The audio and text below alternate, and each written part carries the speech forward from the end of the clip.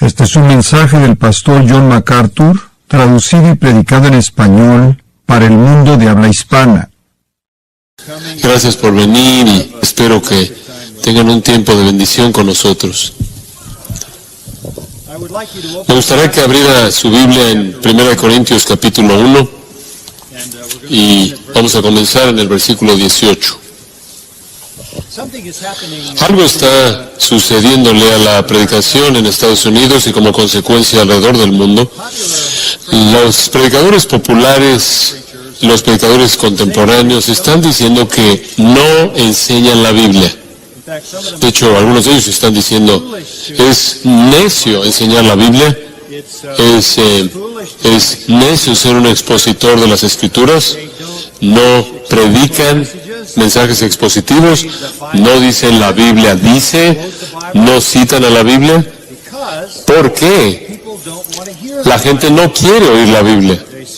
Ciertamente no quieren oír a alguien que se ponga de pie durante una hora y explica la Biblia. Entonces estos predicadores dicen, no predicamos la Biblia, porque el mundo incrédulo no está interesado en la Biblia. A lo cual yo respondo, eso es obvio. Claro que no responden a la Biblia. No pueden responder a la Biblia. Es imposible para ellos.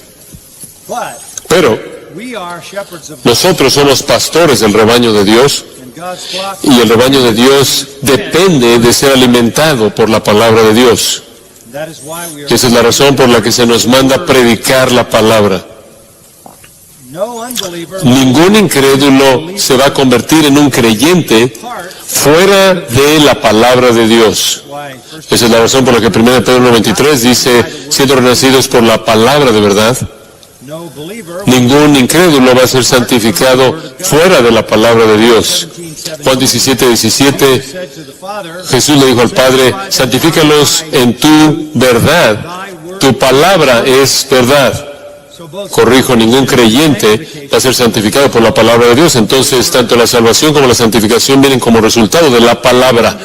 Entendemos que el mundo no recibe la Escritura. Eso es obvio. También entendemos que la obra de Dios, al salvarlos, depende de la palabra y en santificar a la iglesia. La palabra es el instrumento singular usado por el Espíritu Santo. Entonces quiero hablar a partir de este pasaje, 1 Corintios 1 y 2, un poco con ustedes en esta noche. Quiero mostrarles el contraste entre el creyente y el incrédulo con respecto a cómo ven la Escritura. Para los creyentes, la Biblia es nuestro tesoro más grande. Oyeron eso leído por parte de Josías, el Salmo 19, versículo 10. Es más preciado que el oro, más que mucho refinado, y dulce más que la miel y que la que destila del panal. La palabra de Dios para el pueblo de Dios es su tesoro más grande. Salmo 119, 97, David dice, oh, cuánto amo yo tu ley. Es mi meditación todo el día.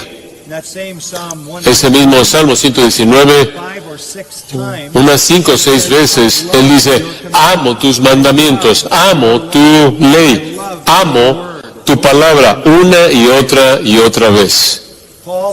Pablo el apóstol dijo que aquellos que son salvos son caracterizados por 2 Tesalonicenses 2:10, el amor de la verdad, el amor de la verdad. Juan registra que aquellos que aman al Señor guardan sus mandamientos, los conocen y los guardan. Salmo 40, versículo 8, dice, me deleito en hacer tu voluntad, oh Dios mío, tu ley está dentro de mi corazón. Pedro dice que somos como niños recién nacidos. 1 Pedro capítulo 2, que desean la palabra así como un recién nacido desea la leche. Un recién nacido solo tiene un deseo, leche. Eso es todo. No es complicado. Y un creyente tiene ese deseo singular consumidor hacia la palabra de Dios. En el capítulo 6 de Juan, cuando nuestro Señor está hablando a los discípulos, después de que la multitud se había ido, después de los milagros, Él les dijo a los discípulos, ¿acaso vosotros queréis también iros? Y Pedro respondió en esas palabras famosas, ¿a quién iremos? Tú y solo tú tienes palabras de vida eterna. La razón por la que no quisieron irse fue porque querían ser alimentados por la palabra de Dios. A manera de contraste, con eso quiero que vean el Evangelio de Juan por un momento, en el capítulo 8. Esta es una porción muy definitiva de las Escrituras, y nuestro Señor dice en Juan 8:42, Jesús entonces les dijo, si vuestro Padre fuese Dios, ciertamente me amaríais, porque yo de Dios he salido y he venido, pues no he venido de mí mismo, sino que Él me envió. Y escuche el versículo 43. ¿Por qué no entendéis mi lenguaje? Porque no podéis escuchar mi palabra. Ese es el contraste. Los creyentes aman la palabra, anhelan la palabra, desean la palabra. Es alimento para sus almas, no pueden tener lo suficiente de la palabra. Los incrédulos no quieren oírla, no pueden oírla, y por razones muy obvias. Versículo 44. Vosotros sois de vuestro padre el diablo, y los deseos de vuestro padre queréis hacer. Si usted es un incrédulo, usted quiere lo que el diablo quiere. Usted está en su familia, y obviamente él no quiere la palabra de Dios. De hecho, la primera tentación en el huerto fue tentar a Eva a no creer la palabra de Dios. Y desde ese entonces Satanás siempre ha atacado y socavado la palabra de Dios. Versículo 44 dice, Él ha sido homicida desde el principio y no ha permanecido en la verdad, porque no hay verdad en Él. Cuando habla mentira, de suyo habla, porque es mentiroso y padre de mentira. Y a mí, porque digo la verdad, no me creéis. Lo entiendo. La gente en el mundo no quiere tener la Biblia, no entiende la Biblia, no cree en la Biblia. Eso es muy claro. Su naturaleza. Ahí en el versículo 47, Jesús dice, el que es de Dios, las palabras de Dios oye. Por esto no las oís vosotros, porque no sois de Dios. Esa es la línea divisoria. Aquellos que pertenecen a Dios, les encanta oír la palabra, entienden la palabra, creen la palabra, defender la palabra, inclusive amar la palabra. Aquellos que no son de Dios, le pertenecen a Satanás, no pueden oír su palabra, no desean oír su palabra, porque son de su padre el diablo, quien es un mentiroso, un homicida desde el principio. Entonces la marca del cristiano verdadero es amor por la verdad. Hambre por la verdad, hambre por la palabra de Dios. La iglesia verdadera de Dios siempre y en todo lugar y en toda sociedad, en toda cultura, en toda ubicación, el pueblo de Dios tiene hambre por la verdad de las Sagradas Escrituras. Anhelan la palabra que sea leída, explicada y que sea aplicada en toda su riqueza. Tristemente, el estudio serio de la palabra de Dios, la labor diligente en las Escrituras, escudriñar a fondo y extraer sus riquezas ricas, profundas, con frecuencia no es lo que el pueblo de Dios recibe. Entonces tiene usted a los creyentes sentados en iglesias en donde el pastor no quiere enseñar la Biblia porque ofende al incrédulo y por lo tanto él mata de hambre a los creyentes, quienes son la clave para alcanzar a los incrédulos. Como creyentes amamos la Biblia. Usted quiere darle a su congregación lo que aman y lo que necesita, entonces dele la palabra de Dios. Cuando hablamos de la predicación expositiva, de lo único de lo que estamos hablando es explicar la Biblia. Expositiva no es técnico, simplemente significa explicar la Biblia. Eso es lo que una exposición es, explicar la Biblia. Ahora, eso me lleva a este pasaje en 1 Corintios, entonces regresemos a él. ¿Por qué amamos la Biblia? ¿Por qué confiamos en ella? ¿Por qué tenemos hambre por ella? ¿Es porque somos más inteligentes? ¿Es porque se nos ha dado un mejor conjunto de evidencias? ¿Por qué amamos la Escritura? La respuesta viene en el pasaje que tenemos frente a nosotros. Vamos a tratar de cubrir desde el 1:18 hasta el capítulo 2. Entonces, no vamos a poder tocar todo. Pero en ningún lugar es el asunto de la obra de Dios mediante la palabra presentada de manera más clara que en este pasaje de la Escritura. Ahora, el tema aquí en la sección es sabiduría divina.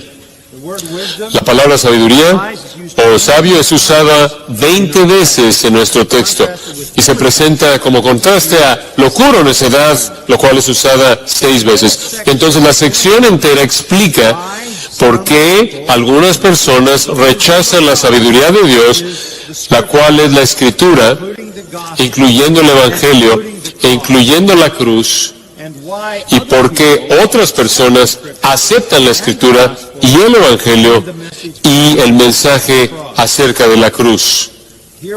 Aquí tenemos diferentes términos usados para describir la palabra de Dios. Es llamado el testimonio de Dios, es llamado la sabiduría de Dios y es llamado la palabra de la cruz.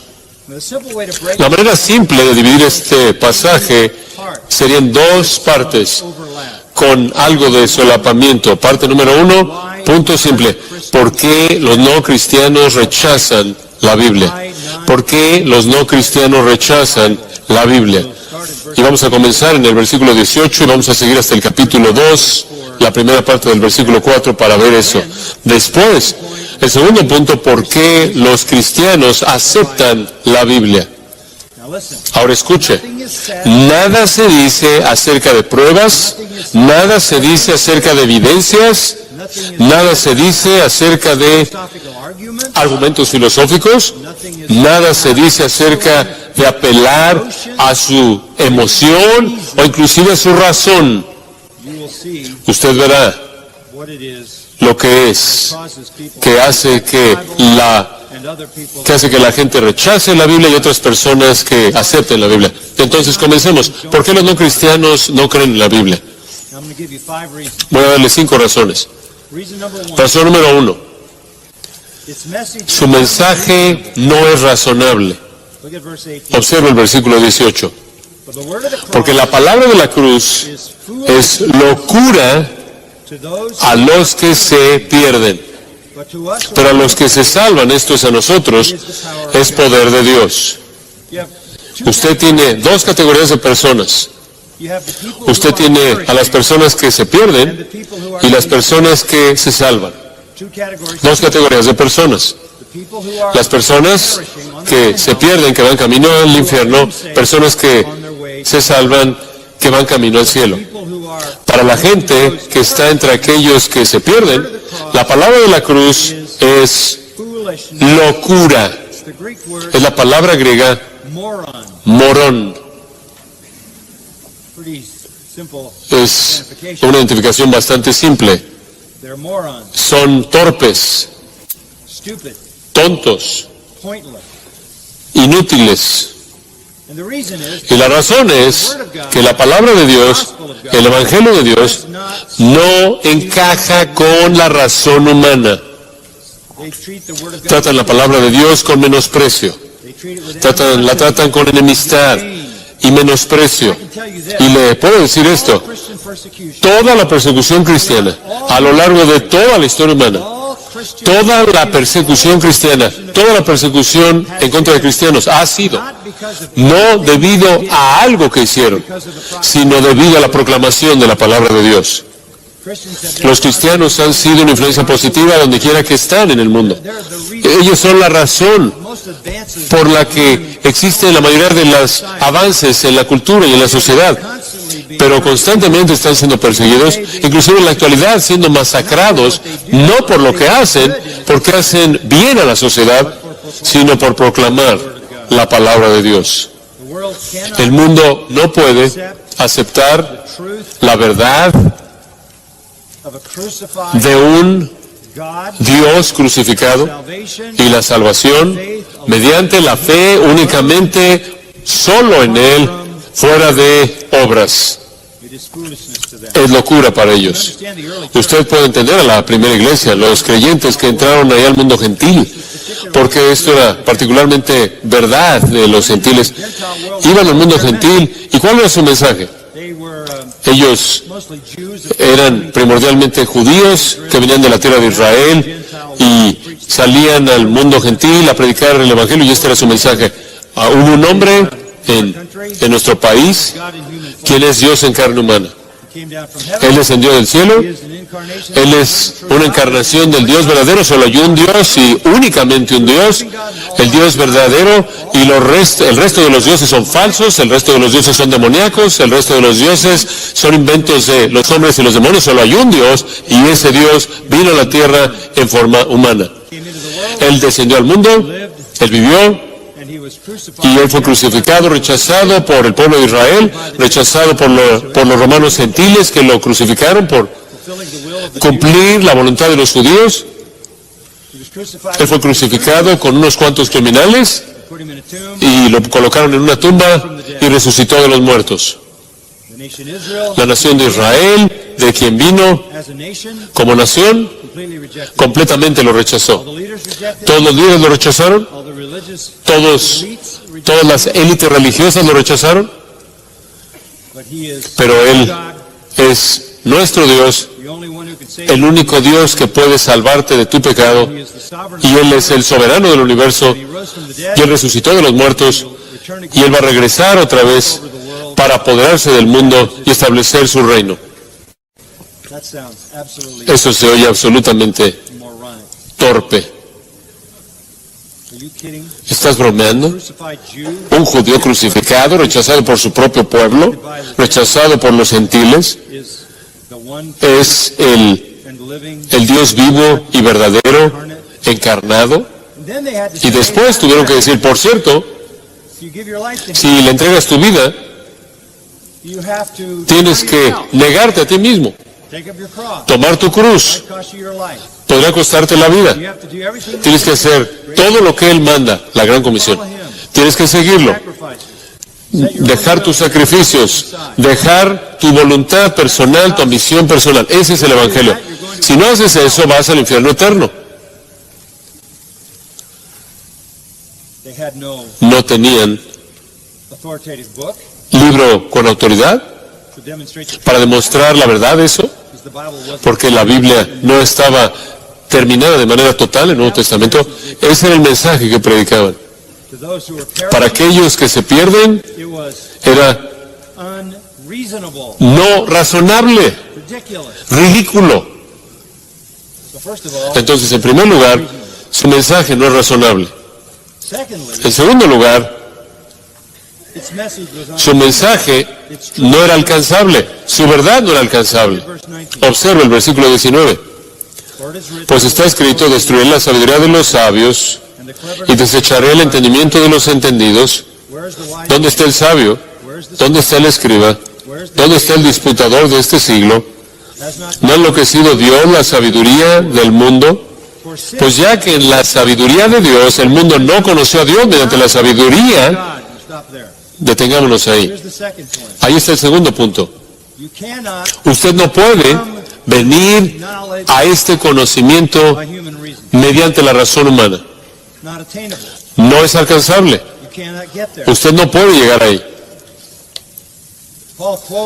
Pablo cita en el versículo 19 de Isaías 29:14, en donde Isaías había dicho cuando Sennacherib estaba amenazando a Judá, que la liberación vendría, pero no vendría mediante la sabiduría de los líderes o los hombres sabios, su inventiva y sus ideas secretas perecerían, y Dios mediante su sabiduría únicamente salvaría a Judá.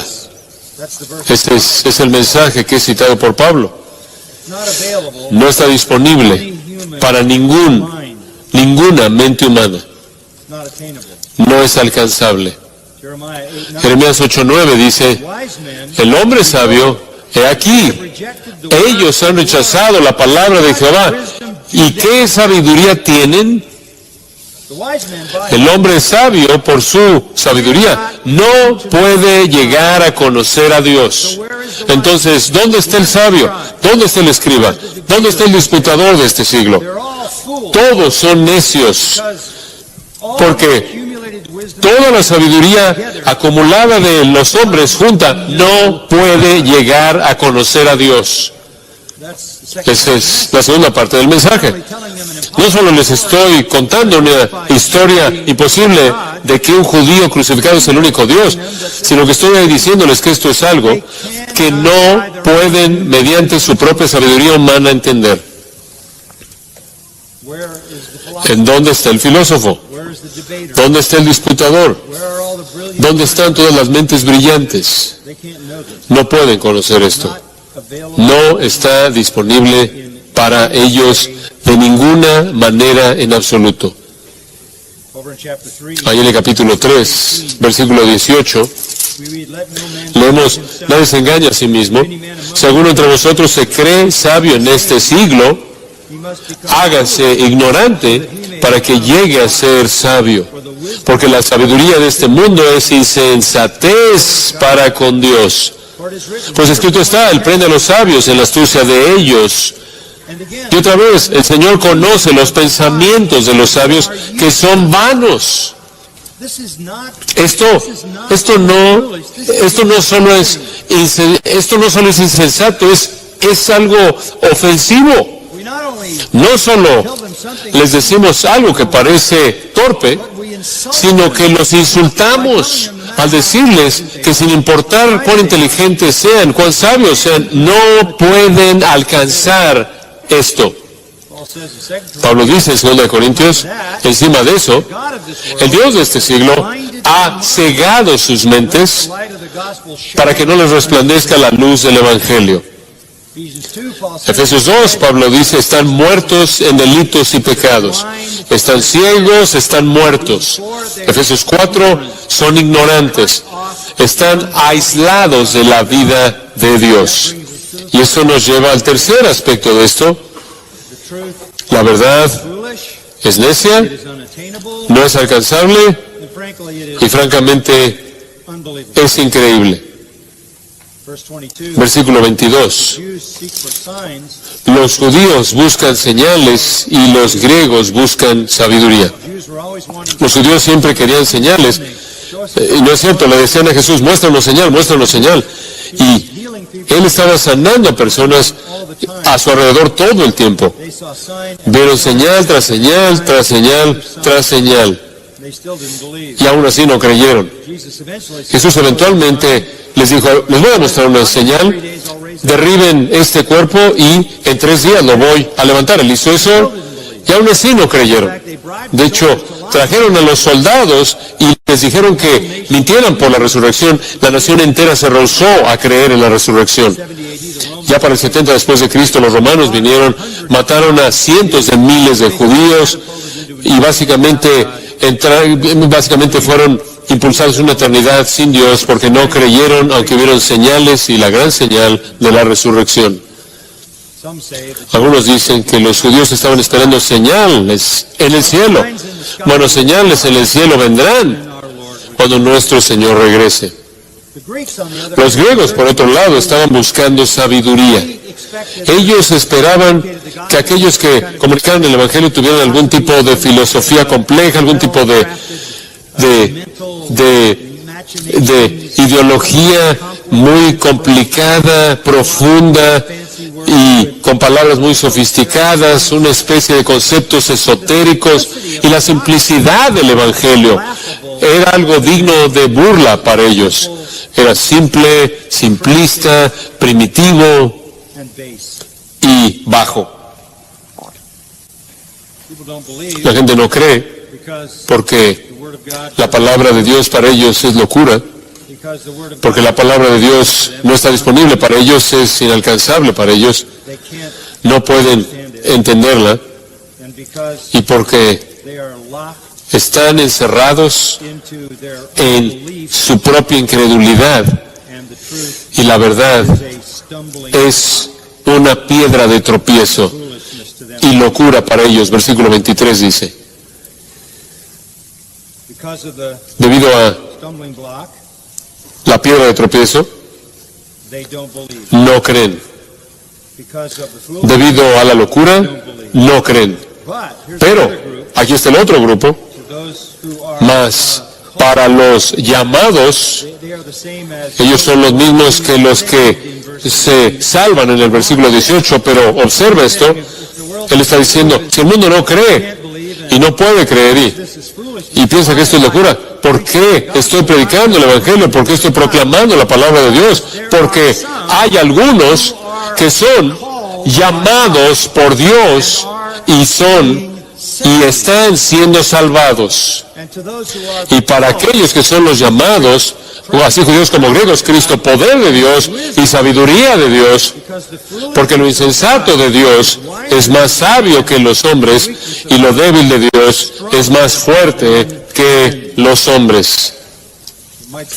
Podría parecer ridículo para el mundo, pero para aquellos a quienes Dios está llamando de manera eficaz a la salvación y que por lo tanto están siendo salvados, es el poder de Dios para salvación. Y de nuevo, le recuerdo como dije al principio, si usted tan solo predica la verdad de la palabra de Dios, es lo que Dios usa para producir la salvación de aquellos que Él ha llamado a la salvación. Hay otra razón por la que la gente no cree. Es debido a que la gente que cree en la palabra de Dios no es o es insignificante. Es insignificante. Observa el versículo 26. Pues mirad, hermanos, vuestra vocación. Ustedes son los llamados de manera eficaz. Ese es un llamado en sí a la salvación, un llamado soberano. Pues mirad vuestra vocación o llamado, hermanos, que no sois muchos sabios según la carne. No muchos poderosos, ni muchos nobles. 3 veces, no muchos, no muchos, no muchos. Lo cual quiere decir que la mayoría de los creyentes no son algo sorprendente. Son personas que no impresionan. No son las élites intelectuales. No son los más inteligentes. No son los más nobles. No son los más elevados. Cuando dice ahí que ni muchos poderosos, eso significa que no tienen poder, no tienen influencia. Cuando dice que ni muchos nobles, significa que no son de buena estirpe, no nacieron en un alto rango social. Versículo 27 añade, son lo necio del mundo. Esos son los no preparados académicamente, los de vida baja. Dios escogió a lo necio. Fueron escogidos, fueron llamados y están siendo salvados. Y estas personas son los no preparados académicamente. No solo eso, Dios escogió lo débil del mundo para avergonzar a lo fuerte. Débil significa sin influencia alguna, sin poder alguno. E inclusive avanza. Versículo 28 dice, y lo vil del mundo. Ágones. Ágones significa los no nacidos. Ni siquiera pertenecen a una lista de quién vive. Los no nacidos, los nadies. Y después él va más allá de eso y dice, lo menospreciado. Ese es un verbo que significa considerar como no existente. Y después él inclusive dice, y lo que no es. Tiempo presente de mí, el verbo ser, el verbo soy, ni siquiera existen. Entonces, ¿quiénes son estos creyentes? Bueno, son bajos, no tienen poder, no tienen rango, no tienen preparación académica, no tienen influencia, no importan, son tan bajos como para ser tratados con menosprecio. Y esa última frase, lo que no es la expresión de mayor menosprecio en el idioma griego, ni siquiera existen. A lo largo de los años he oído personas decir, será mucho más fácil predicar el Evangelio si toda la gente famosa creyera en el Evangelio, toda la gente académica creyera en el Evangelio, toda la gente noble creyera en el Evangelio. No, Dios ha escogido lo bajo para avergonzar a lo noble, para avergonzar a los poderosos, para avergonzar a los sabios, para que Él reciba todo el crédito. Versículo 29. A fin de que nadie se jacte en su presencia. Ahora dice en el versículo 30, mas por Él estáis vosotros en Cristo Jesús.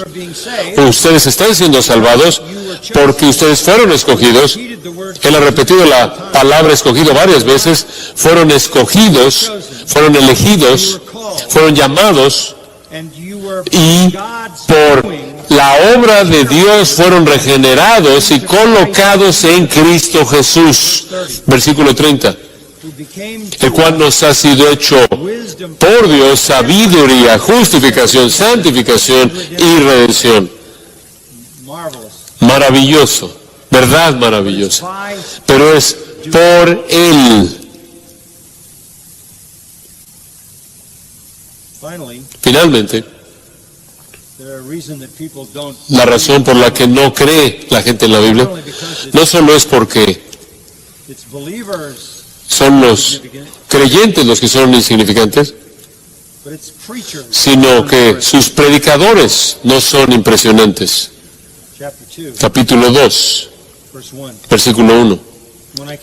Así que, hermanos, cuando fui a vosotros para anunciaros el testimonio de Dios, no fui con excelencia de palabras o de sabiduría, pues me propuse no saber entre vosotros cosa alguna, sino a Jesucristo y a este crucificado. Y estuve entre vosotros con debilidad y mucho temor y temblor, y ni mi palabra ni mi predicación fue con palabras persuasivas de humana sabiduría, sino con demostración del Espíritu y de poder. Se burlaron de Pablo. En 2 Corintios 10:10 dijeron, su presencia es menospreciable y su manera de hablar es digna de desprecio. En esos versículos, comenzando en el capítulo 2, todo tiene que ver con lo que Él no hizo. Él no predicó con excelencia de palabras o de sabiduría. Él no cubrió muchos temas filosóficos, únicamente Jesucristo y este crucificado. Él no se presentó a sí mismo como una persona poderosa, dominante, que se imponía, sino que vino con debilidad y mucho temor y temblor, porque su ministerio no dependía de sus talentos humanos. Su ministerio dependía de la sabiduría y poder de Dios. Su predicación no tuvo las características oratóricas que eran tan populares en el mundo antiguo. Sus palabras, su discurso fue simple, claro. Él predicó de manera incansable a Jesucristo y a este crucificado. El mensaje era ofensivo, era inalcanzable, era increíble, no era impresionante. Los creyentes eran una multitud de gente que no era nadie, y los predicadores no eran sorprendentes por su capacidad, Por todas esas razones y la realidad de la razón caída, las tinieblas naturales, la ceguera diabólica y la falta de iluminación y el aislamiento de Dios, la palabra de Dios no puede ser conocida por el incrédulo. Claro que los incrédulos no quieren oír la palabra de Dios. No pueden entenderla. No pueden creerla. De hecho, leímos en Juan 8 que cuando oyen la palabra de Dios, solo hay una respuesta posible, y eso es rechazarla. No pueden recibir la verdad porque son los hijos de Satanás, y él es un mentiroso. La mente caída no puede llegar a la verdad por sí misma. Ahora, mire, la sabiduría del hombre puede hacer cosas sorprendentes. La ciencia, la tecnología, genética, medicina, industria, artes, cultura, área académica, todo tipo de investigación que han alcanzado, pero el conocimiento de Dios no está disponible. El mundo piensa que el cristianismo es algo menos que los méritos de ellos, cuando en realidad es algo más que sus méritos, que nunca pueden alcanzar. Es lo más elevado, lo mejor, es lo más puro, es la sabiduría verdadera, más pura, más elevada de Dios, mucho más allá de la capacidad de cualquier persona no convertida, mucho más allá de la capacidad de todas las personas inconversas colectivas, con toda su sabiduría unida. No está disponible. Eso está resumido en el versículo 14. Pero el hombre natural no percibe las cosas que son del Espíritu de Dios, porque para él son locura, y no las puede entender porque se han de discernir espiritualmente. Entonces yo estoy de acuerdo con los predicadores modernos, populares, contemporáneos. Los incrédulos no quieren oír la palabra de Dios, no pueden entenderla, no les interesa. El problema es que aquellos que son llamados a ser salvos, los que fueron escogidos, tienen que oírla para creer. Y los santos tienen hambre de ella, la desean como un niño recién nacido desea la leche para alimentar sus almas.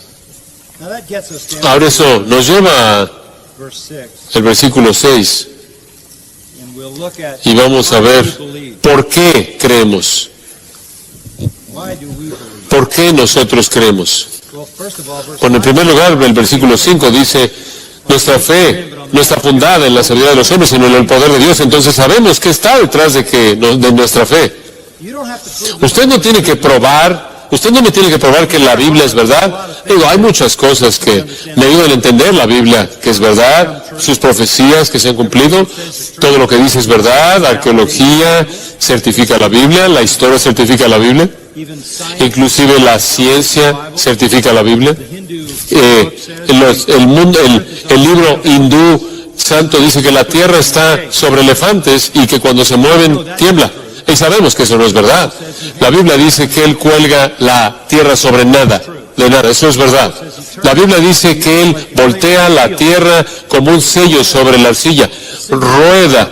Lo que hacían es que rodaban en una arcilla suave, rodaban un rodillo para hacer una firma, literalmente, y ahí eso lo usaban para mostrar que la tierra gira sobre su eje. También la Biblia habla del ciclo de hidrología, el ciclo del agua. Entonces hay muchas cosas en la Biblia que podemos decir que prueban que la palabra de Dios es verdad. La Biblia es verdad, pero esa no es la razón por la que yo creo que la Biblia es verdad. Yo creo en la Biblia por la misma razón por la que creo en Cristo y en Dios y el Evangelio, y eso es porque Dios ha despertado mi corazón. Y todo sucedió por el poder de Dios. Como dice el versículo 5, no porque yo vi mucha evidencia.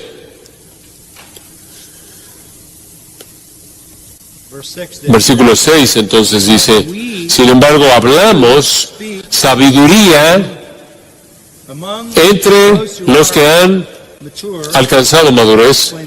Puedo explicar eso en un momento. Y sabiduría no de este siglo, ni de los príncipes de este siglo que perecen. Hablamos la sabiduría de Dios en un misterio, la sabiduría oculta, la cual Dios predestinó antes de los siglos para nuestra gloria. Si usted se pregunta si usted fue predestinado, ahí está. Ahí está. Usted fue predestinado antes de los siglos para ser glorificado. Y después usted fue escogido. Y después usted fue llamado. Y después usted está siendo salvo. Su salvación es continua. Usted es salvo en un momento de la paga del pecado y a lo largo de su vida del poder del pecado y en la muerte de la presencia del pecado. Entonces, la salvación en ese sentido es progresiva. Pero todo eso viene por el poder de Dios. Ahora observe esa expresión entre los que han alcanzado madurez. El griego es teleios, aquellos que han sido hechos completos. Como creyentes, hemos sido hechos completos, de tal manera que conocemos la sabiduría de Dios. Ahora es algo bastante sorprendente que pensar. La ciudad de Los Ángeles está llena de intelectos brillantes, muchas universidades, pero este grupo aquí, en esta noche, conoce la verdad que nadie en el mundo conoce. Conocemos la verdad que no está disponible para ellos. Hemos llegado a encontrar en Cristo todos los tesoros escondidos de la sabiduría y del conocimiento. De hecho, conocemos la verdad. 1 Juan 2 dice, de tal manera que no necesitamos que el hombre nos enseñe, porque tenemos una unción del Santo que no todos nos enseña todas las cosas, que es el Espíritu Santo. Tenemos el libro escrito por el Espíritu. Tenemos al Maestro de la verdad viviendo en nosotros, enseñándonos acerca del libro que Él mismo escribió. Esta es la razón por la que cuando vengo a este púlpito, a lo largo de los últimos 50 años, al venir a este púlpito y me pongo de pie y enseño la palabra de Dios, alimenta las almas de esta congregación. Es lo que tienen hambre de oír, anhelan esto. Entienden que el libro fue escrito por el Espíritu Santo. Yo en cierta manera soy el vehículo humano que les trae la verdad, pero el Espíritu Santo en ellos hace la aplicación de esa verdad a sus vidas. Esto es lo que somos llamados a hacer, predicar la palabra para que los escogidos puedan creer y ser salvos, y entonces los salvos puedan ser alimentados y crezcan a la semejanza a Cristo y tengan un testimonio que impacta al mundo. El versículo 6 dice que lo que sabemos como aquellos que hemos hecho sido perfectos es algo que inclusive los príncipes de este siglo no conoció. Ellos están catargeo, están pereciendo, están siendo considerados completamente inoperantes, en una manera de decirlo. Son impotentes. No es nosotros nosotros no somos los impotentes, ellos son los impotentes. Entonces la sabiduría divina no es discernida por algún medio humano, pero nosotros conocemos la verdad. Versículo 7. Nos hablamos sabiduría de Dios. La palabra más es fuerte, es un adversativo más. Nosotros los creyentes hablamos sabiduría de Dios. El mundo no la conoce, nosotros la conocemos y la hablamos en misterio. ¿Qué quieres decir con misterio? Misterio no quiere decir misterio como en lo que piensas en una historia que no sabes cómo va a terminar. Mysterion en el griego es un secreto que Dios conoce, que nadie más conoce, hasta que lo revela. El Nuevo Testamento está lleno de misterios. El misterio de Dios en la carne, el misterio del creyente siendo uno en Cristo, el misterio de la segunda venida. Todos son tipos de misterios. El Evangelio es un misterio escondido en el pasado hasta que Cristo vino. Entonces la sabiduría que está escondida del mundo, la sabiduría escondida se refiere al Nuevo Testamento y la revelación completa del Evangelio. Esa sabiduría escondida que nadie conoció hasta este siglo, esta época, nosotros ahora la conocemos y ahora la hablamos. La sabiduría escondida que Dios predestinó antes de los siglos para nuestra gloria. Está hablando ahí del hecho de que Dios ha predestinado para nosotros que estemos en la eternidad glorificados para siempre con Él. Entendemos eso. Entendemos el Evangelio desde el principio hasta el final. La sabiduría divina desde la eternidad pasada a la eternidad futura. Desde la elección hasta la glorificación. Nosotros lo entendemos todo. Realmente es algo sorprendente en qué pensar. Nosotros sabemos lo que el mundo no conoce. Nosotros conocemos el plan entero de Dios desde la eternidad pasada hasta la eternidad futura, desde la eternidad hasta la eternidad y todos los componentes a lo largo del proceso.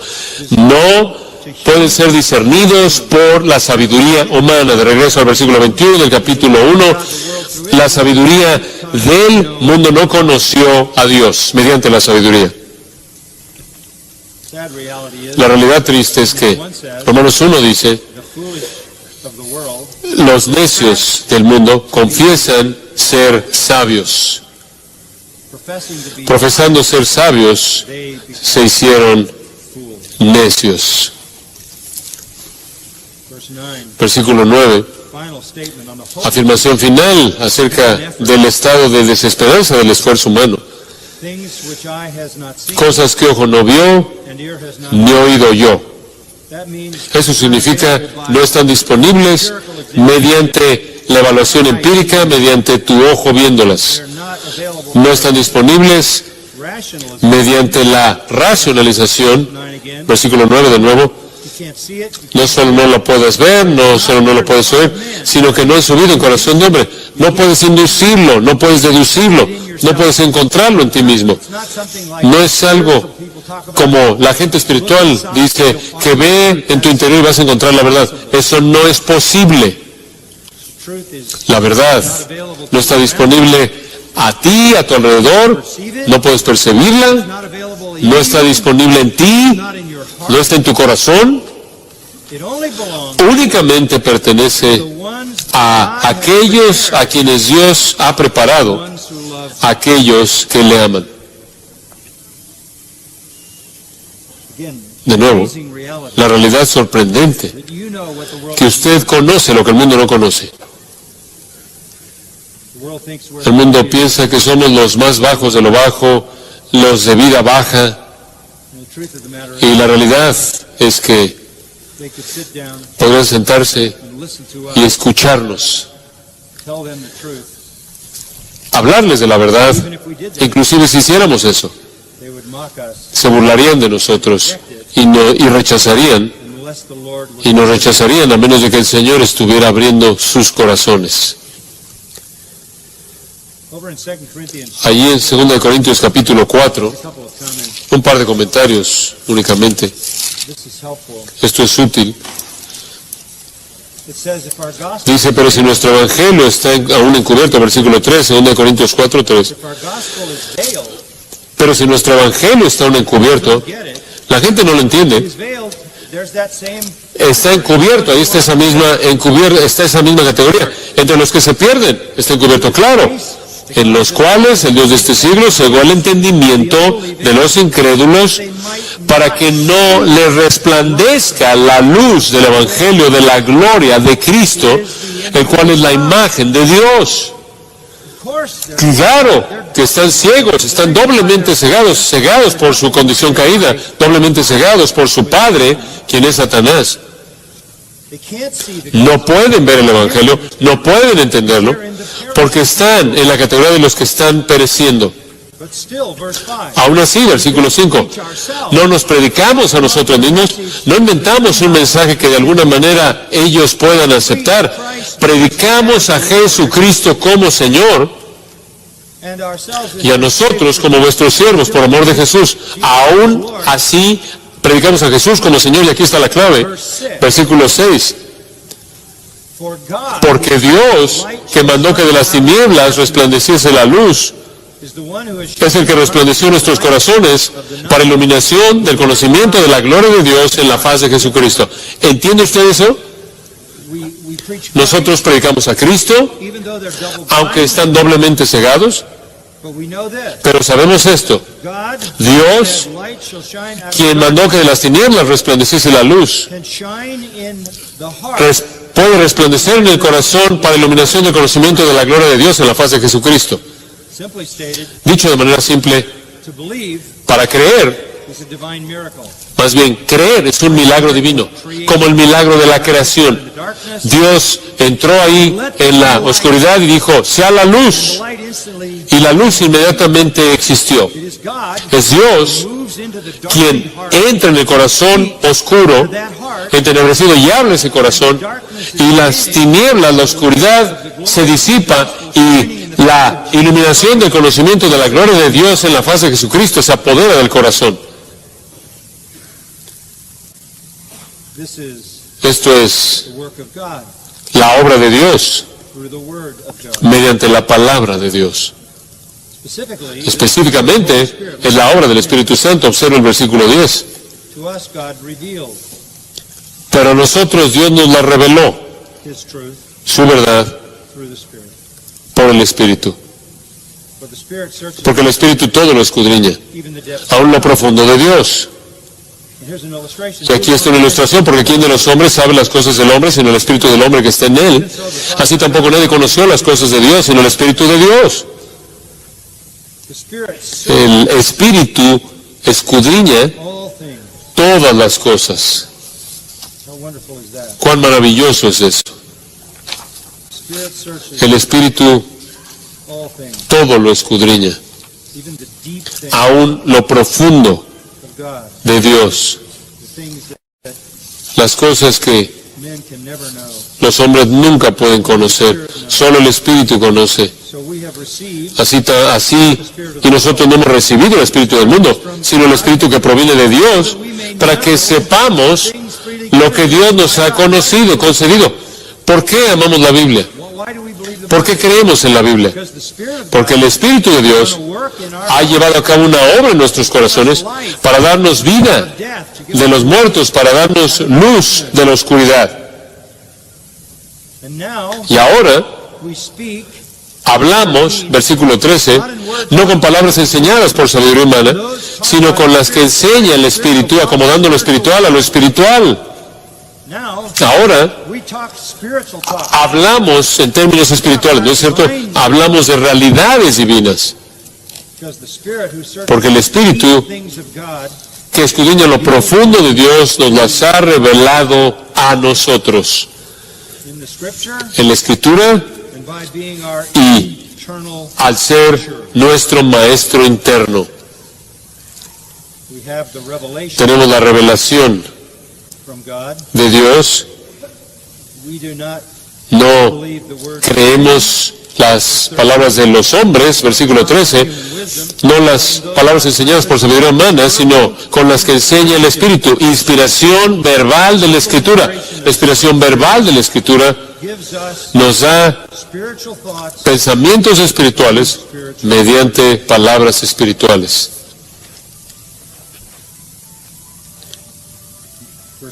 Versículo 14, entonces, lo resume.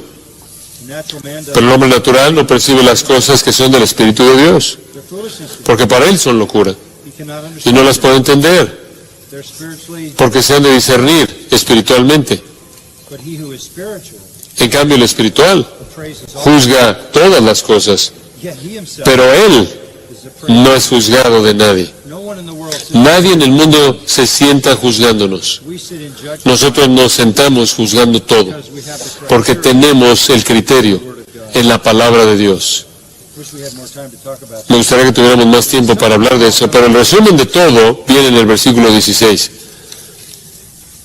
Porque ¿quién conoció la mente del Señor? ¿Alguien en algún momento ha conocido la mente del Señor? ¿Eso es tomado de Isaías 40? Sí. Mas nosotros tenemos la mente de Cristo. ¡Qué regalo tan sorprendente! ¿Qué significa tener la mente de Cristo?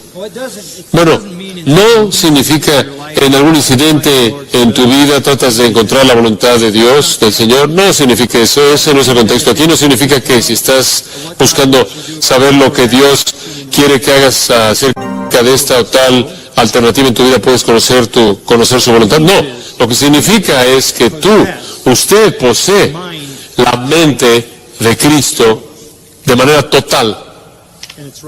Y está aquí. Así es como Él piensa. Aquí vemos cómo piensa acerca de todo lo que usted necesita saber. Usted tiene la mente de Cristo. Todo está aquí. Usted no solo tiene la mente de Cristo, usted tiene el Espíritu de Cristo, quien es su maestro interno. A usted se le ha dado vida. Mediante la regeneración usted ha despertado a la verdad de Dios. Usted es guiado por el Espíritu de Dios. Usted habla la mente de Cristo. Ha sido un viaje sorprendente para mí pasar por muchos años predicando la palabra y siempre poder decir, yo no les voy a decir lo que yo pienso. ¿A quién le importa eso? Nadie. A nadie. Pero les voy a decir lo que es la mente de Cristo acerca de este asunto. Lo que Cristo piensa de esto. Hablo por Él. Yo soy un siervo delegado. Yo soy un esclavo de Cristo. Yo no soy el chef. Yo soy el mesero. Dios cocinó la comida, yo la traigo a la mesa. Esa es mi vida de manera total. Es lo único que es. Sea predicar en un púlpito, o aconsejar a gente, o hablar con mis hijos, o tener pláticas con amigos. Toda la vida consiste en conocer la verdad de Dios. La mente de Cristo es la mente de Dios. La mente de Cristo es la mente de Dios. Es la voluntad del Espíritu Santo. Se nos ha dado este tesoro increíble. Entonces debemos hacer esta oración simple. Salmo 119, 18. Abre mis ojos para mirar las maravillas de tu ley. Amén. Oremos. Estamos tan agradecidos, Padre, porque no somos nada. Somos los bajos, pero tú has escogido darnos tu palabra para despertar nuestros corazones muertos, para dar vista a nuestros corazones muertos, ciegos. Tú nos has dado tu palabra, tú nos has dado tu espíritu. Tenemos tu mente. Lo que piensas acerca de todo lo que importa está en nuestras manos. En 66 libros. Aquí está la verdad. La cosa más importante en el mundo, la palabra de Dios. ¿Por qué queremos hacer algo diferente de proclamar sus verdades? Señor, entendemos sus verdades, las creemos, las defendemos, las proclamamos y más allá de eso, las amamos. Son el tesoro más grande, son preciados más que el oro, y más dulces que la miel. Entonces, Señor, haz que la palabra sea nuestra meditación constante, para que reflejemos la verdad divina a un mundo ignorante, oscuro y ciego, para que mediante esa verdad tú puedas alcanzar a aquellos a quienes has escogido, a aquellos a quienes has llamado, a aquellos que están siendo salvos, y expreses tu poder en su regeneración. Úsanos, Señor, para ser testigos con ese fin en mente, y te daremos la gloria en el nombre de Cristo. Amén.